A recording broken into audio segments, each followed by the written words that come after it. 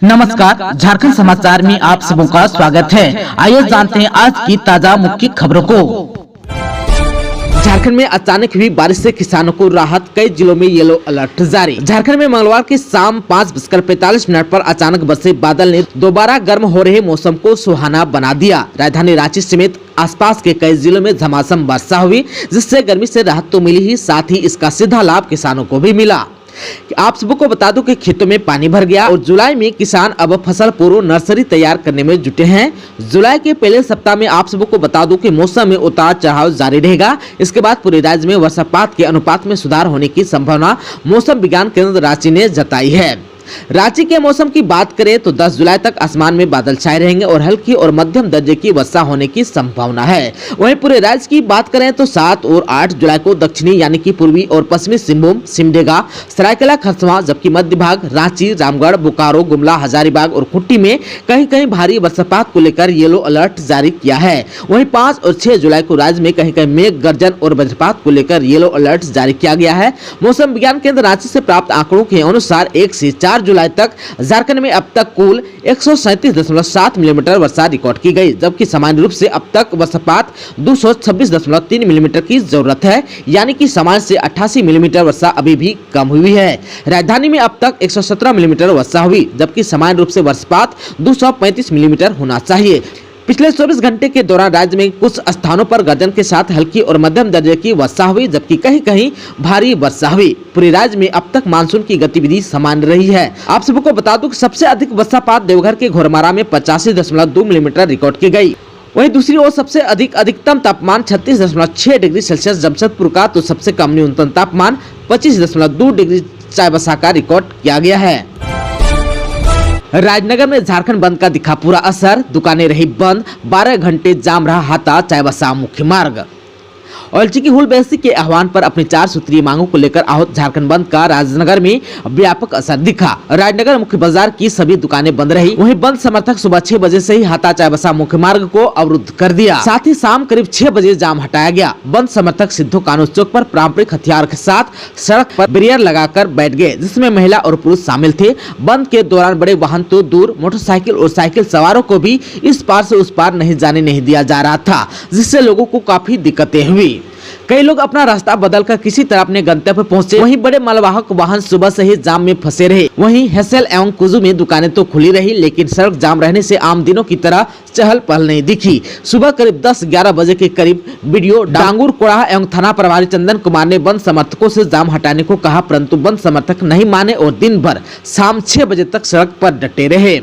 आप सबको बता दूं कि इस दौरान ऑयलची की हुल बेसी समर्थकों का कहना है कि झारखंड सरकार जब तक केजी से पीजी तक संथाली भाषा की पढ़ाई ऑयलची की लिपि में शुरू नहीं करती है, आगे आंदोलन निरंतर जारी रहेगा। संथाली भाषा को प्रथम राजभाषा का दर्जा देना होगा, अविलंब संथाली शिक्षकों की बहाली हो और संथाली भाषा संस्कृति के संवर्धन के लिए संथाली अकादमी का गठन भी किया जाए।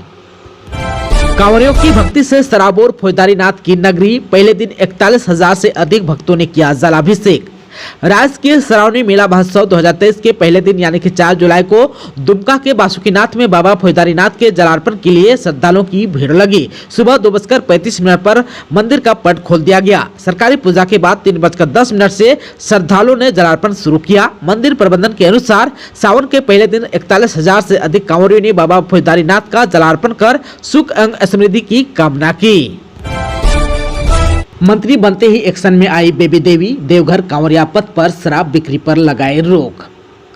हेमंत कैबिनेट में उत्पाद एवं मद निषेध मंत्री बनी बेबी देवी पदभार ग्रहण करने के बाद एक्शन में दिखी। मंगलवार को पहले कार्य दिवस पर उन्होंने देवघर के कांवरिया पथ पर शराब बिक्री पर रोक लगा दी। उन्होंने निर्देश दिया कि देवघर के श्रावणी मेले में बाबा वैद्यनाथ मंदिर तक सभी प्रकार की मदिरा या शराब की बिक्री पर पूरी तरह से रोक रहेगी।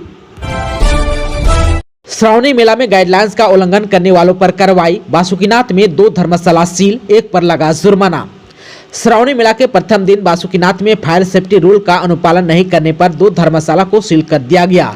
बासुकीनाथ श्रावणी मेला क्षेत्र में व्यावसायिक भवन, धर्मशाला, होटल में फायर सेफ्टी रूल का अनुपालन नहीं होने, भवन का नक्शा नगर पंचायत से पारित न होने को लेकर बासुकीनाथ नगर पंचायत क्षेत्र अंतर्गत विद्या भवन एवं मंडल धर्मशाला को नगर पंचायत प्रशासक के द्वारा सील किया गया। वहीं शिव शक्ति कुंज पर भारी जुर्माना लगाया गया। हजारीबाग के रोमी गांव में बड़ा हादसा, कुएं में सुमो कार गिरने से महिला और बच्ची सहित 6 लोगों की हुई मौत, 4 घायल। हजारीबाग जिला के पदमा ओपी क्षेत्र स्थित रोमी गांव में मंगलवार को बड़ा हादसा हुआ।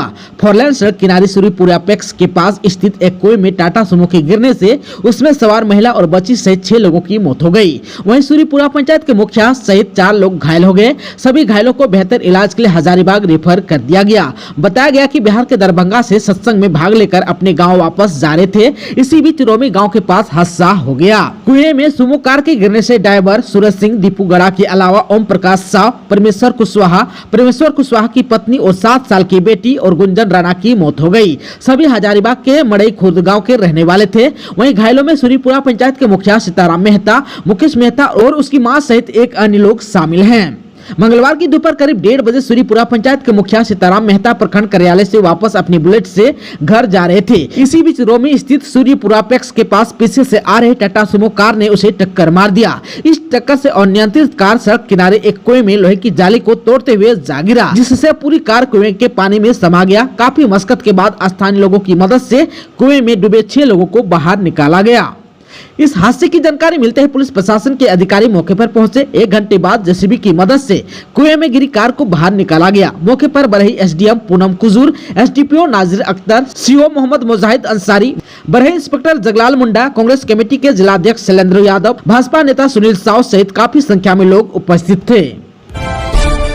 सीएम हेमंत सोरेन ने इंदिरा आवास योजना की सरकारी राशि गबन करने वाले अफसरों के खिलाफ कार्रवाई का दिया आदेश। झारखंड के सीएम हेमंत सोरेन ने इंदिरा आवास योजनाओं में सरकारी राशि गबन करने वाले अफसरों के खिलाफ कार्रवाई की मंजूरी दे दी है। गिरिडीह के धनवार प्रखंड के तत्कालीन बीडीओ मोहनलाल मरांडी समेत अन्य के खिलाफ अभियोजन स्वीकृति का आदेश दिया। इनके खिलाफ अनियमितता एवं सरकारी राशि गबन करने का आरोप है।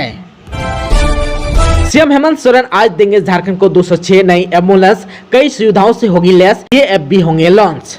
मुख्यमंत्री हेमंत सोरेन बुधवार को स्वास्थ्य सुविधाओं से जुड़ी नई योजनाओं का शुभारंभ और कई मोबाइल ऐप की लॉन्चिंग करेंगे। साथ ही राज्य को 206 नई एम्बुलेंस की सौगात भी देंगे। राष्ट्रीय स्वास्थ्य मिशन के नामकुम स्थित परिसर से मुख्यमंत्री हरी झंडी दिखाकर इन एम्बुलेंस को रवाना करेंगे। अत्याधुनिक सुविधाओं से लैस इन नई एम्बुलेंस की खरीद करीब साल भर पहले हो चुकी थी। तब से अब तक ये स्वास्थ्य विभाग के मुख्यालय में खड़ी थी। आप सबको बता दूं कि इन नई एम्बुलेंस का उपयोग जल्द शुरू करने की मांग बजट सत्र के दौरान विधानसभा में उठाई गई थी। वहीं आप सबको बता दूं कि रांची सहित सभी जिलों के स्वास्थ्य विभाग के बेड़े में शामिल की जाने वाली इन एम्बुलेंस में आपातकालीन उपकरणों के साथ दक्ष पैरामेडिकल स्टाफ भी तैनात होंगे। सीएम हेमंत सोरेन ग्रामीण रोजगार गारंटी परिषद के साथ करेंगे 6 जुलाई को बैठक, इन एजेंडों पर होगी चर्चा। मुख्यमंत्री हेमंत सोरेन की अध्यक्षता में 6 जुलाई को झारखंड राज्य ग्रामीण रोजगार गारंटी परिषद की बैठक दिन के 1 बजे से प्रोजेक्ट भवन सभागार में होगी। बैठक में राज्य के ग्रामीण विकास मंत्री, जल संसाधन मंत्री, कृषि मंत्री, मुख्य सचिव और विकास आयुक्त सहित कई विभागों के सचिव और सभी प्रमंडल के आयुक्त शामिल होंगे। यह बैठक लंबे समय से नहीं हुई थी। पिछली बार भी बैठक की तिथि रखी गई थी, लेकिन उसे स्थगित करना पड़ा था। बैठक के लिए कई एजेंडा तैयार किए गए हैं। इसके तहत पिछली बैठक में लिए गए निर्णय और उसके अनुपालन की समीक्षा की जाएगी। मनरेगा की योजनाओं की समीक्षा एवं उपलब्धियों पर चर्चा होगी। सोशल ऑडिट यूनिट की स्वतंत्र इकाई के रूप में गठन और सोशल ऑडिट में मिली वित्तीय अनियमितता एवं कार्रवाई की स्थिति की भी समीक्षा मुख्यमंत्री करेंगे। सोशल ऑडिट के वार्षिक अंकेक्षण प्रतिवेदन का अनुमोदन और आगामी विधानसभा सत्र में प्रस्तुति पर भी बातें होंगी। अंकेक्षण में वित्तीय अनियमितता और कार्रवाई की स्थिति देखी जाएगी। लोकपाल की नियुक्ति और उनके कार्यकलापों पर भी विचार होगा। मनरेगा के तहत एरिया ऑफिसर ऐप के निरीक्षण की स्थिति भी देखी जाएगी। माटी की पार्टी को जन जन तक पहुंचाएंगे, बोले बीजेपी के नए प्रदेश अध्यक्ष बाबूलाल मरांडी।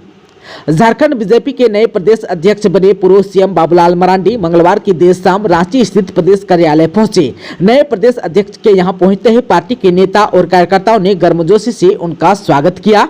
इस दौरान बीजेपी झारखंड प्रदेश के नए अध्यक्ष बाबूलाल मरांडी ने मीडिया को भी संबोधित किया। उन्होंने प्रधानमंत्री नरेंद्र मोदी, गृह मंत्री अमित शाह, केंद्रीय अध्यक्ष जेपी नड्डा का आभार व्यक्त किया और कहा कि अपनी क्षमता के अनुसार प्रदेश के लिए काम करूंगा और जो भी जिम्मेदारी मुझे सौंपी गई है उसे पूरा करूंगा। साथ ही बाबूलाल मरांडी ने मीडिया से भी बातचीत के दौरान भारतीय जनता पार्टी को माटी की पार्टी कहकर संबोधित किया और कहा कि माटी की पार्टी को जन जन तक पहुंचाने की दिशा में हर काम करेंगे। उन्होंने कहा कि हम बेहतर झारखंड के निर्माण के लिए काम करेंगे। साथ ही पूर्व प्रदेश अध्यक्ष दीपक प्रकाश के नेतृत्व पर उन्होंने बताया कि उनके नेतृत्व में कई जन मुद्दों पर पार्टी ने राज्य में संघर्ष किया और आगे भी जनता के मुद्दों की ही बात करेंगे और जन जन तक पहुंचाएंगे। साथ ही बाबूलाल मरांडी ने दीपक प्रकाश के प्रति आभार जताते हुए बताया कि उन्हें दीपक प्रकाश ने ही जानकारी दी कि उन्हें यह जिम्मेदारी मिलने वाली है। नवनियुक्त प्रदेश अध्यक्ष ने कहा कि संगठन के सभी लोगों का आभार करता हूं और आगे अब सभी कार्यकर्ताओं के साथ मिलकर पार्टी की मजबूती और बेहतर झारखंड के निर्माण में लगेंगे। साथ ही बीते 3 साल से जो प्रयास किए जा रहे हैं उन्हें और मजबूती देने का काम करेंगे। आप सबको बता दूं कि बाबूलाल मरांडी ने आगामी 2024 के लोकसभा और विधानसभा के चुनाव पर अपनी बातें रखते हुए कहा कि पिछली बार लोकसभा के चुनाव में जो कसर रह गया उसे इस बार हम पूरा करें और इसके लिए हमने काम करना भी शुरू कर दिया है। साथ ही विधानसभा चुनाव पर उन्होंने कहा कि इस बार हम मजबूती के साथ मैदान में उतरेंगे और जनता की सरकार को बनाने का प्रयास करेंगे। बता दें कि बीजेपी के राष्ट्रीय अध्यक्ष जेपी नड्डा ने पूर्व सीएम बाबूलाल मरांडी को नए प्रदेश अध्यक्ष नियुक्त किया है। सीएम हेमंत सोरेन से मिले क्रिकेटर रोबिन मिंज, बोले आईपीएल के लिए यूके में होगा प्रशिक्षण। मुख्यमंत्री हेमंत सोरेन से मंगलवार को इंडियन प्रीमियर लीग यानी कि आईपीएल क्रिकेट की टीम मुंबई इंडियंस के लिए चयनित विकेट कीपर सह बल्लेबाज रोबिन मिंज ने शिष्टाचार मुलाकात की। इस दौरान उन्होंने अगस्त महीने में यूनाइटेड किंगडम में होने वाले अंतर्राष्ट्रीय स्तर के प्रशिक्षण की जानकारी दी। सीएम हेमंत सोरेन ने प्रतिभावान क्रिकेटर रोबिन मिंज को इस उपलब्धि की बधाई और शुभकामनाएं भी दी। आप सबको बता दें कि रोबिन मिंज मूल रूप से झारखंड के गुमला जिले के रहने वाले हैं और फिलहाल रांची के नामकुम इलाके में अभी रहते हैं। प्रेमी जोड़े को पेड़ में बांधकर ग्रामीणों ने पीटा, प्रेमिका की हुई मौत, प्रेमी गंभीर रूप से घायल, 7 आरोपी हुआ अरेस्ट। चतरा के सदर थाना क्षेत्र के बरैनी पंचायत के मसूरियातरी गांव में ग्रामीणों ने एक प्रेमी जोड़ी की जमकर पिटाई कर दी। इससे प्रेमिका की मौत हो गई। मारपीट में प्रेमी गंभीर रूप से घायल हो गया। पुलिस ने कार्रवाई करते हुए इस मामले में 7 आरोपियों को गिरफ्तार किया है। जानकारी के अनुसार 30 जून की रात मसूरियातरी गांव के प्रेमी गोपिन गंजू अपनी प्रेमिका से मिलने पहुंचा था। इस दौरान कुछ ग्रामीणों ने दोनों को आपत्तिजनक स्थिति में पकड़ लिया और इसकी जानकारी गांव के अन्य लोगों को दी। इसके बाद पेड़ में बांधकर दोनों की जमकर पिटाई कर दी। पिटाई के दौरान महिला ने दम तोड़ दिया, जबकि प्रेमी गोपिन गंजू गंभीर रूप से घायल हो गया। हजारीबाग में वज्रपात से एक महिला की हुई मौत, गुमला में युवक ने तोड़ा दम। हजारीबाग जिला के पदमा प्रखंड के बंदरबेला गांव में वज्रपात से एक महिला पूनम देवी की मौत हो गई। वहीं इस घटना में जगदीश मेहता, विष्णु मेहता, संगीता देवी और तुलसीवरी देवी गंभीर रूप से घायल हो गई। सभी घायलों को इलाज के लिए हजारीबाग भेज दिया गया। घटना के संबंध में मुखिया विजय मेहता ने बताया कि पूनम देवी अन्य सभी लोगों के साथ खेत जोतने खेत पर गई थी। बीच बारिश होने से बचने के लिए सभी पेड़ के पास खड़ा हो गए, तभी अचानक वज्रपात हुई और पूनम देवी की घटनास्थल पर ही मौत हो गई। इधर जो है गुमला जिले के सटे तेलगांव डैम के समीप वज्रपात होने से एक युवक पंकज साहू की मौत हो गई, जबकि 2 युवक बाल बाल बच गए। घटना मंगलवार शाम 5 बजे की है। बताया जा रहा है कि 3 युवक तेलगांव डैम में नहाने गए थे। इसी दौरान बारिश शुरू हो गई, आसमान भी गरजने लगा। अचानक युवकों के समीप आसमानी बिजली गिरी, जिसकी चपेट में पंकज साहू आ गया। उसके साथ ही तुरंत पंकज को उठाकर सदर अस्पताल गुमला लाए, लेकिन इलाज के दौरान पंकज की मौत हो गई। देवघर सड़क हादसे में मौत मामले में 150 पर प्राथमिकी दर्ज, 4 हुआ गिरफ्तार। ऐसे हो रही है उपद्रवियों की पहचान। मोहनपुर थाना क्षेत्र में देवघर दुमका मुख्य पथ पर बड़ा कोला गांव के पास स्कॉर्पियो से कुचलकर बाइक सवार 2 लोगों की मौत के बाद बवाल और सड़क जाम करने के मामले में पुलिस ने प्राथमिकी दर्ज की है। इस मामले में मोहनपुर बीडीओ डॉक्टर विवेक किशोर और थाना प्रभारी प्रेम प्रदीप के आवेदन पर थाना क्षेत्र के मोरने गाँव निवासी 2 दर्जन नामजद और 150 अज्ञात लोगों पर सरकारी कार्य में बाधा डालने और पुलिस के साथ मारपीट करने का मामला दर्ज किया गया है। थाना प्रभारी ने बताया कि सड़क दुर्घटना के बाद करीब 150 से अधिक संख्या में उपद्रवियों आए और पुलिस के साथ मारपीट और पथराव किए। साथ ही पुलिस के कस्टडी से दुर्घटनाग्रस्त वाहन को ले जाकर तोड़फोड़ की गई। साथ ही पुलिस पर जानलेवा हमला भी किया गया। इस दौरान 1 दर्जन से अधिक पुलिसकर्मियों को चोट आई है। घटना के दौरान सभी उपद्रवियों का वीडियो बनाया गया, जिससे उसकी पहचान की जा रही है। पुलिस ने बताया कि 4 उपद्रवियों को गिरफ्तार भी किया गया है। गिरिडीह में पति ने की पत्नी की निर्मम हत्या, आरोपी को पुलिस ने किया है गिरफ्तार। गिरिडीह जिले के खुखरा थाना क्षेत्र के गमरा में पति के द्वारा अपने ही पत्नी की धारदार टांगे से निर्मम हत्या किए जाने का मामला प्रकाश में आया। घटना रविवार देर रात की है। हालांकि घटना की जानकारी पुलिस को सोमवार की देर शाम को मिली, जिसके बाद मंगलवार की सुबह घटना की सूचना मिलने के बाद खुखरा पुलिस एवं हरलाडी ओपी पुलिस मौके पर पहुंची और शव को कब्जे में लिया है। बताया जा रहा है कि खुखरा थाना क्षेत्र में रविवार की देर रात मूल्या देवी उम्र 55 वर्ष को उसके पति अर्जुन महतो ने हत्या कर दी। घटना के बाद आरोपी पति को गिरफ्तार कर लिया। बेटी ननकी देवी ने बताया कि ससुराल और मायके दोनों गमरा गांव में ही है। सोमवार को सुबह करीब 10 बजे अपने मायके गई। पिताजी और मां को आवाज दिया, जिसके बाद पिताजी बोले अब मां को मत बुलाओ, वो मर चुकी है। उसके बाद गाँव वालों को घटना की जानकारी दिया। इधर घटना की सूचना के बाद खुखरा थाना प्रभारी एवं हरलाडी ओपी प्रभारी दलबल के साथ मंगलवार को अहले सुबह घटना स्थल पर पहुंचे और शव को कब्जे में लेकर पोस्टमार्टम के लिए सदर अस्पताल भेज दिया गया। पश्चिमी सिंहभूम में 24 घंटे के भीतर डबल मर्डर केस की गुत्थी सुलझी। जमीन विवाद में पड़ोसी ने रची थी साजिश। पश्चिमी सिंहभूम जिले के कराईकला थाना क्षेत्र में अज्ञात अपराधियों ने धारदार हथियार से पति पत्नी की हत्या कर देने का मामला पुलिस ने 24 घंटे में 2 व्यक्तियों को गिरफ्तार कर मामले का उद्भेदन कर दिया। पुलिस ने हत्या में इस्तेमाल किए गए टांगे और दावली को बरामद कर लिया है। घटना के संबंध में पुराहाट डीएसपी कपिल चौधरी ने चक्रधरपुर थाना में एक प्रेस कॉन्फ्रेंस कर कहा कि जमीन विवाद के कारण कराईकला थाना क्षेत्र के जमरो गाँव के गुट्टू साई टोला में हुई बुजुर्ग हत्या करने वाला 20 वर्षीय देवा दिग्गी उर्फ दासो दिग्गी है, जो की बुजुर्ग दंपति का पड़ोसी है। इस मामले में देवादिगी के अपने दोस्त विशाल सरदार उर्फ मोरन सिंह सरदार के साथ मिलकर धारदार हथियार से काट बुजुर्ग दंपति को एक कुल्हाड़ी और लोहे के 2 दावले से हमला कर हत्या कर दिया था। पुलिस ने वैधानिक तरीकों से मामले के साक्ष्य जुटाए, वहीं शक होने पर देवादिगी को गिरफ्तार किया। पुलिस ने जब देवादिगी से पूछताछ की तो उसने हत्या सारा राज खोल दिया और अपनी संलिप्तता स्वीकार की। उसने बताया कि उसने जमीन विवाद के कारण दोनों बुजुर्ग दंपति की हत्या अपने साथी विशाल सरदार के साथ मिलकर की थी। दोस्तों, अभी तक आपने चैनल को सब्सक्राइब नहीं किया है तो प्लीज चैनल को सब्सक्राइब कर बेल आइकन को प्रेस कर दीजिएगा, ताकि खबरों का अपडेट आपको मिलता रहेगा। इसके साथ ही आज के खबरों में बस इतना ही। हमें दीजिए इजाजत। नमस्कार।